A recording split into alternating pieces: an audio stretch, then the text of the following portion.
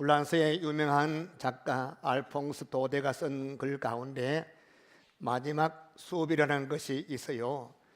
그 이야기 가운데 한 부분을 읽어드리겠습니다. 교실 전체는 평소와는 다른 엄숙한 분위기가 감돌고 있었다. 이었고 선생님이 교단에 올라오셔서 떨리는 목소리로 말씀하셨다. 여러분, 이것이 내가 하는 마지막 수업입니다. 내일부터는 학교에서 독일어만 가르치라는 명령이 베를린으로부터 전달되었습니다. 이제 내일이면 새로운 선생님이 오십니다. 이것이 불어로 하는 마지막 수업입니다. 그러니 정신을 집중해서 들으시기 바랍니다. 지금까지 헛되이 보낸 시간들, 새둥지나 찾아다니고 강변에서 얼음이나 지치고 다니던 나 자신이 한심스러웠다. 이제 겨우 불어를 쓸 수준인데 이것이 마지막 수업이라니, 또 이제는 만날 수 없는 선생님이라 생각하니 벌받고 매맞던 때에 서운한 마음들이 흔적도 없이 어디론가 사라지고 말았다. 이런 생각을 하고 있을 때 갑자기 선생님이 나의 이름을 부르셨다. 내가 암송할 차례였던 것이다. 그러나 나는 첫 마디부터 나오지 않아 민망한 마음으로 고개를 숙이고 있었다. 선생님은 이런 나의 모습을 보시고 천천히 말씀을 이어졌다. 프란체야, 너의 탓으로 돌리진 않겠다. 너는 이제 스스로 충분히 반성하고 있을 줄 안다. 사람들은 흔히 이렇게들 생각하지. 뭐 서두를 필요 있나? 오늘이 아니더라도 내일이면 되지. 그 결과가 바로 네가 당하는 현실이야. 오늘 할 일을 내일로 미룬 것이 바로 우리가 겪어야 하는 큰 불행이 되어서 이제 다른 사람이 너희를 보고 비웃겠지. 프랑스 사람이면서도 자기네 말조차 할 줄도 쓸 줄도 모른다고. 교회적으로 길다고 생각하면 길고 짧다고 생각하면 짧은 60년을 보내고 있습니다. 지난 1954년 교회가 설립된 이래로 올해 2014년 60년 동안 주님께서 우리 상주 서문교회를 꺼져가는 불을 끄지 아니하시고 상한가할 때 끄지 아니하시고 오늘까지 함께 하시고 베푸신 은혜를 생각할 때 감사할 수밖에 없는 시간인 줄로 믿습니다. 그래서 오늘 저는 이 말씀을 통해서 2014년 한 해를 돌아보기도 하고 지나간 60년 우리 몸된 교회의 역사를 한번 반성해 보고 앞으로 우리가 맞이할 새로운 날들을 어떤 마음으로 맞이할까, 어떤 각오를 가져야 할까, 여기에 대해서 잠시 생각해 보고자 합니다. 오늘 본문 말씀 같이 합독한 누가복음 13장 6절부터 9절 말씀은 우리가 잘 아는 예수님 비유입니다. 어떤 사람이 포도원에 무화과나무를 심어서요, 구약 율법에 의하면 두 종류 종자를 함께 심지 말라. 그런데 여기에도 예외가 있습니다. 열매를 맺는 나무 유실수는 그 금지 조항에 적용받지 않습니다. 그래서 유실수 포도원에 유실수 포도나무를 심었던 것입니다. 그런데 이 무화과 나무는 대단히 성장력이 좋아요. 심은 지 1년 지나고 2년 지나고 3년이 되면 열매를 딸 수가 있습니다. 그래서 포도농사가 제대로 되지 않다 할지라도 농부는 무화과 열매를 딸 수가 있는 것입니다. 그러나 간혹 무화과 나무 가운데 3년이 되어도 열매를 맺지 못하는 나무가 있어요. 그럴 경우 이 나무는 별로 필요가 없습니다. 그러면 그 다음에 4년째 열매를 맺느냐? 3년째 열매 맺지 못한 나무는 4년째도 5년째 열매를 맺지 못한다는 거예요. 그러면 농부는 사정없이 찍어버리고 그것이 다른 나무를 심는 것입니다. 자, 오늘 본문 말씀에 나오는 이 무화과 나무도 3년이 되었어요. 그런데 열매를 맺지 못합니다. 그때 주인이 가원지기, 포도원지기 불러서 말합니다. 저 무화과 나무 찍어버려라. 어찌하여 쓸데없이 땅만 허비하느냐. 그때 가원지기가 주인에게 간청하죠. 주인이여, 올해는 그대로 두소서. 내가 한 해 더 두릅하고 거름을 주겠나이다. 그렇게 해서 열매를 맺으면 좋겠지만은 만일 그래도 열매 맺지 아니하면 그때 가서 찍어 버리소서. 그 소리를 주인이 듣고서 무화과 나무에게 다시 한번 더 열매 맺어주시는 기회를 주었습니다. 이 무화과 나무는 가원지기의 중보적인 강구에 의해서 위기를 모면하고 생명을 보존할 수 있었던 것입니다. 우리가 이 성경 말씀을 통해서 몇 가지 더 생각해 보기를 원합니다. 먼저 우리가 깨달아야 알 것은 오늘 이 본문 말씀, 이 말씀은 비유라는 점입니다. 비유라는 것은 숨은 뜻이 있다, 그런 말씀이에요. 여기에서 주인은 누구예요? 온 천하를 창조하신 주인이신 하나님이십니다. 그리고 포도원은 이 세상입니다. 여기에 나오는 무화과 나무는 무엇을 상징합니까? 바로 이스라엘 백성을 상징합니다. 하나님께서 포도원 같은 이 세상에서 이스라엘 백성을 택하여 무화과 나무로 삼으셨습니다. 왜 그들을 택하시고 그들을 쪽에서 부르셨습니까? 목적이 있습니다. 한 가지 목적, 오직 한 가지 목적은 열매를 얻는 데 있는 것입니다. 하나님께서 모세를 보내주었어요. 많은 신실한 종들을 보내주었어요. 그리고 마지막 세례요한도 보내주었어요. 백성들 회개하고 돌아오라, 회개하고 구원의 열매를 맺어라, 회개하고 선한 열매 맺어라 말씀했습니다. 그럼에도 불구하고 이스라엘 백성들은 회개하지 아니했어. 열매를 맺지 아니했어요. 마지막으로 하나님께서는 종들을 보내다가 자기 아들 독생자 예수 그리스도를 백성들에게 보내주었습니다. 자기 아들 독생자 예수 그리스도를 보냈음에도 불구하고 이스라엘은 회개하지 아니하고 내 열매를 맺지 아니했어. 그 결과 어떻게 되었습니까? 예수님께서 평소에 말씀했습니다. 그 말씀하신 대로 40년 뒤에 AD 70년 로마의 티투스 장군에 의해서 예루살렘 성이 문자 그대로 돌 하나도 돌에 남지 않고 완전히 무너지고 파괴되고 말았습니다. 참으로 엄숙한 역사적 경고의 말씀이 안 할 수 없는 것입니다. 그래서 오늘 우리는 이 비유의 말씀을 세 가지 입장에서 생각하면서 도전받고 결단하기를 축원합니다. 첫 번째, 주인의 입장에서 비유 말씀을 생각해 볼까요? 오늘 본문 말씀 보면 주인이 몇 년 동안 3년 동안 기다렸다. 3년이면 충분합니다. 인내하면서 기다렸습니다. 뿐만 아니라 주인은 그냥 조용히 앉아서 보기만 하지 아니했어. 서서 보기만 하지 아니했어. 농부로 하여금 두루 파라, 거름을 듬뿍 주어라, 물을 주어라, 무화과 나무가 열매를 맺을 수 있는 모든 여건을 다 마련해 주면서 기다렸던 것입니다. 마찬가지 하나님께서 우리가 열매 맺도록 지금까지 기다리고 계십니다. 탕자가 돌아오기까지, 주인이 회개하고 돌아오기까지 기다렸습니다. 하나님께서 기다리는 것은 정적인 기다림이 아니에요. 동적인 기다림. 여기에 있는 저와 여러분, 우리 주님께서 바라보시면서 열매 맺도록 하기 위해서 모든 조치를 강구하면서 모든 방법 총동원하면서 우리 하나님께 기다린다, 그 사실을 알기를 축원합니다.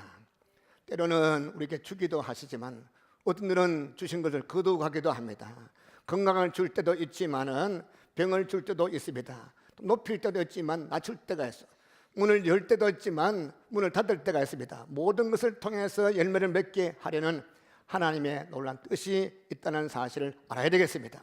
그런데 오늘 본문 말씀 나오는 이 무화과 나무는 충분한 기간 동안에 기다렸음에도 불구하고 열매를 맺지 못했습니다.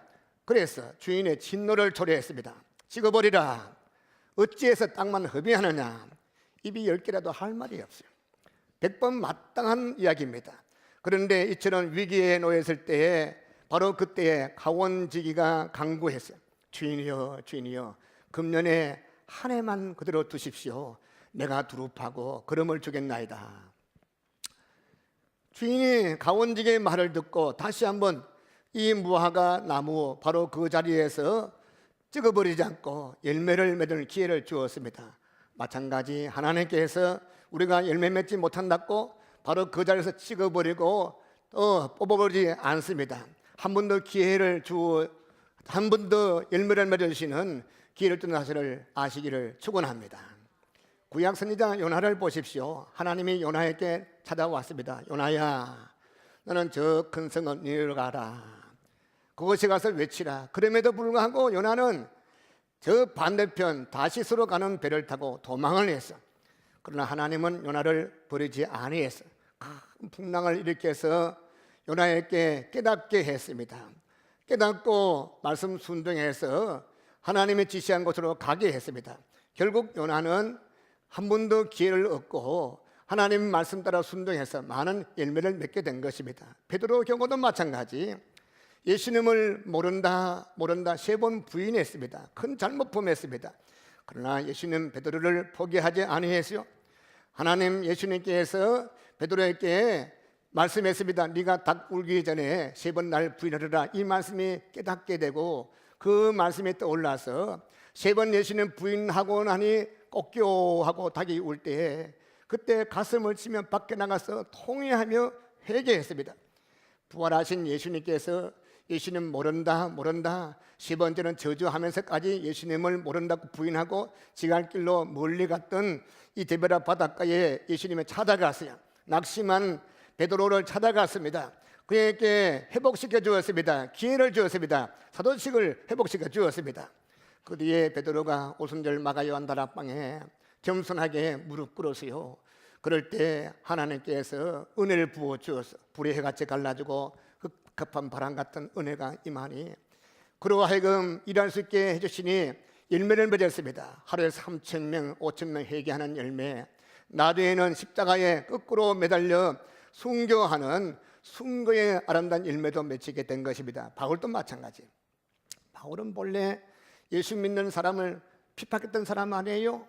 하나님 편에서 볼 때 하나님 편에서 볼 때 아무 소용없는 그런 바리새인 청년에 불과한 것입니다. 열매 맺지 못하는 그런 입만 무수한 청년에 불과한 것입니다. 그러나 예수님께서 그에게도 기회를 주었어요. 기독교인을 잡아 가두기 위해서 또 교회를 핍박하기 위해서 사령장을 들고 말을 타고 다마스커스로 올라가다가 예수님을 만나게 된 것입니다. 회개했습니다. 그때부터 아름다운 열매를 많이 맺고 이방인의 사도가 되고 위대한 선교사가 된 것입니다. 마찬가지로 여러분과 제가 비록 과거에 열매 맺는 일을 하지 못했다 할지라도 우리 하나님께서 진정 우리에게 다시 한번 열매 맺게 할 수 있는 기회를 주시는 것을 알기를 바랍니다. 선지자 요나에게 기회를 주시고 베드로와 바울에게 새로운 기회를 주신 하나님이 왜 우리에게 기회를 주지 않겠습니까? 비록 우리가 과거에 열매 맺는 삶을 살지 못했다 할지라도 지금이라도 오늘 마지막 주일 마지막 시간이라도 돌이키고 회개하고 하나님 앞에 겸비하게 은혜를 사모하고 은혜 받아 열매 맺는다면 우리 주님께서 기회일 줄로 믿으시기 바랍니다. 그런데 우리가 반드시 한 가지 명심할 사실이 있어요. 하나님의 인내는 한계가 있다는 사실, 무한정 기다리지 않는다는 사실. 그렇지 않다면 심판이라는 말이 아예 필요가 없을 것입니다. 물론 우리 하나님의 사랑은 무한하십니다. 하나님의 긍휼은 무한하십니다. 그러나 그것은 어디까지나 회개하는 심령에 한해서 그렇다는 사실을 알아야 되는 것입니다. 회개하지 아니하고 계속 죄를 짓고 불순종하고 열매 맺지 못할 때 찍어버린다는 사실을 알아야 되는 것입니다. 그것이 바로 노아 홍수 아닙니까? 그것이 바로 소돔 고모라 멸망 아닙니까? 그것이 바로 돌 하나도 돌에 남지 않았던 예루살렘 성의 그 멸망 아니겠습니까? 하나님의 인내를 가볍게 여기지 마시기 바랍니다. 하나님의 인내는 한계가 있음을 알아야 되는 것입니다. 하나님은 우리에게 다시 한번 기회를 때 이번이 마지막 기회라 생각하시고 회개하고 돌이켜서 열매 맺기를 축원합니다. 그리고 두 번째, 포도원지기, 가원지기 입장에서 이 비유 말씀을 생각해 볼까요? 주인이 가원지기를 불러서 말했습니다. 저 무화과나무 찍어버려라. 어찌 땅만 허비하느냐. 그때 가원지기가 뭐라고 간청했습니까? 8절 보세요. 대답하여 가로되 주인이여 금년에는 그대로 두소서. 가원지기는 무화과나무의 현실만 바라본 것이 아니에요. 비록 지금은 열매 맺지 못하지만 앞으로 자기가 조금 더 수고하고 조금 더 애를 쓰고 땀 흘리면 열매 맺을 가능성이 있다는 것을 바라본 것입니다. 우리도 마찬가지 가원지기 같이 가능성을 바라볼 줄 아는 믿음의 눈, 소망 눈 갖기를 축원합니다. 한 번은 우리 예수님께서 제 아들과 함께 길을 걸어갔어요. 길을 걸어가는데 길 옆에 나면서 소경된 불쌍한 사람이 한 번 도와주세요, 한 번 도와주세요 그걸 하고 앉아 있습니다. 제자들이 그 모습 보고 예수님께 물어보았어요. 선생님, 그 사람이 태어날 때부터 소경된 것이 그의 잘못 때문입니까? 아니면 그 부모 잘못 때문입니까? 지금 제자들은 과거의 눈을 가졌습니다. 그 사람이 그렇게 된 것이 과거의 조상 탓이냐, 아니면 그 일이 눈먼 것이 과거의 그 사람의 죄 때문에 그런 것이냐. 제자들은 지금 다른 사람의 불행을 들추어내고 즐기고 앉아있는 것입니다. 그러나 예수님은 달라서요. 예수님이 뭐라고 말씀했습니까? 그 사람이 태어나면서부터 소경된 것은 자기의 잘못도 아니고 부모 잘못도 아니고 그 사람을 통해서 하나님께서 하시는 일을 나타내고자 하심이라. 예수님은 그 불쌍한 사람 미래를 보신 것입니다. 제자들이 보기에는 그 소경이 보잘것없고 불쌍한 노숙자고 거지에 불과하지만 예수님은 보는 눈이 달랐습니다. 그와 같은 사람을 통해서 얼마든지 영광 받을 수 있다는 것을 말씀해 주신 것입니다. 오늘 또 마찬가지입니다. 오늘 또 예수님과 마찬가지로 가원지기와 마찬가지로 여러분 가능성을 보기를 축원합니다. 미래에 하나님의 일을 보기를 축원합니다. 가원지기와 마찬가지로 참 어떤 사람이 실수했을 때 그 사람 미래 보고 그 사람 고치기만 하면, 행실만 바꾸기만 하면, 예수 믿기만 하면 얼마든지 하나님의 영광 돌릴 수 있다는 것을 고백하기를 바랍니다.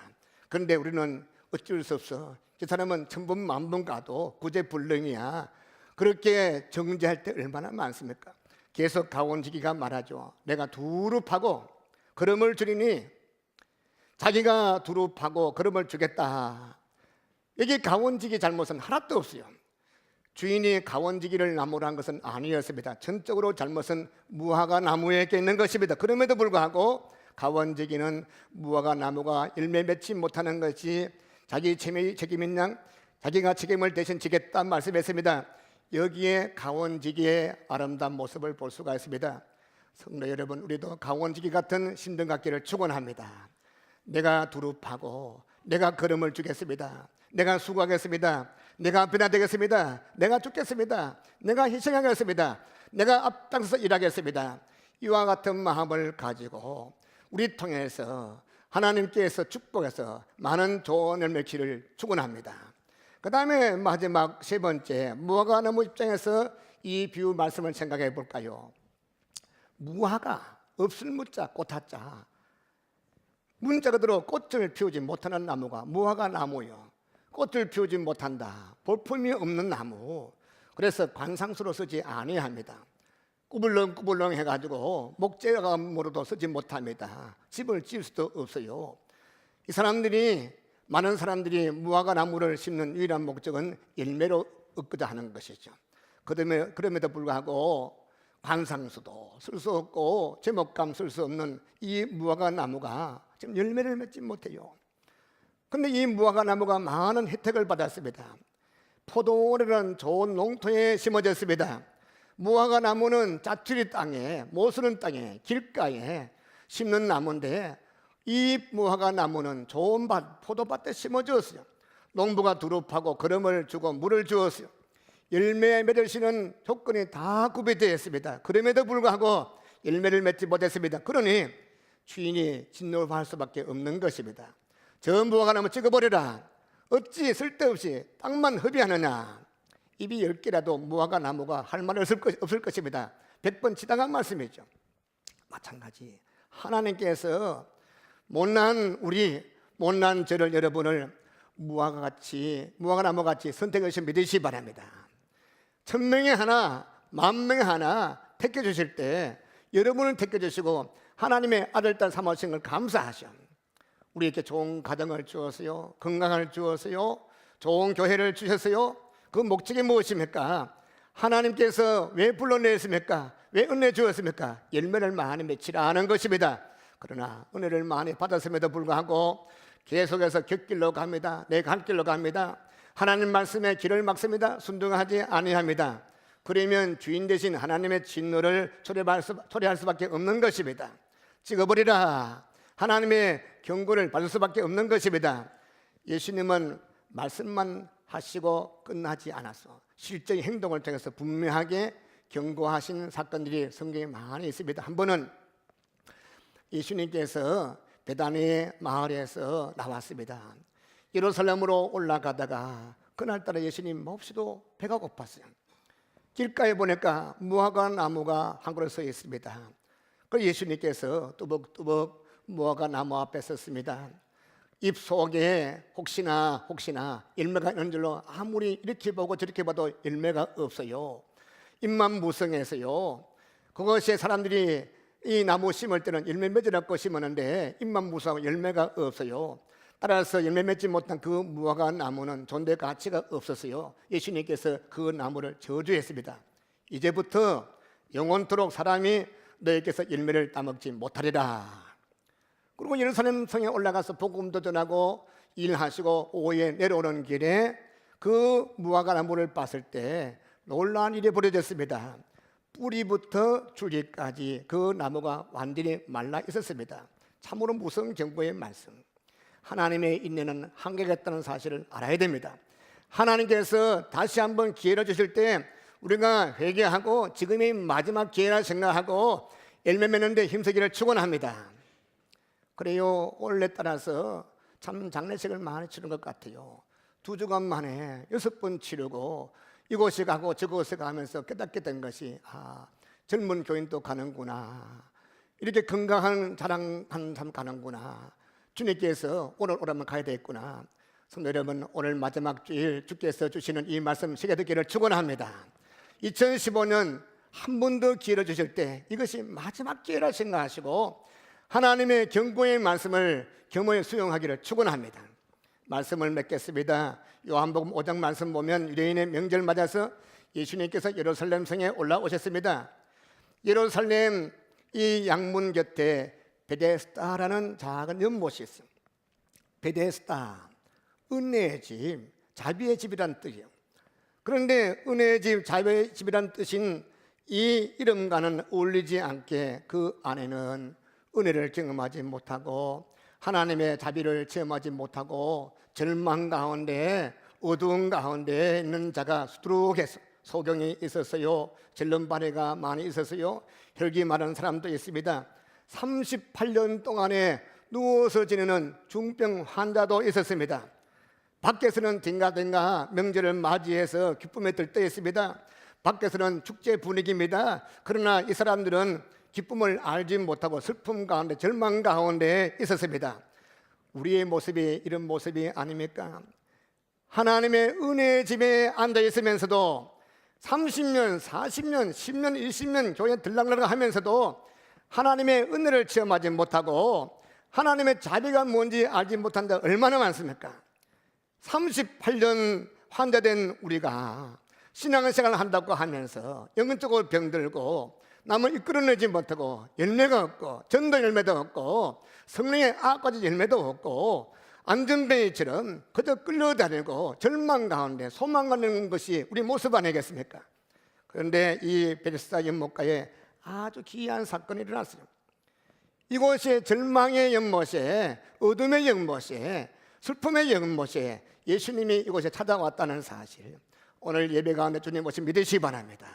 예수님께서 38년 된 병자를 보았습니다. 그를 불쌍히 보신 것입니다.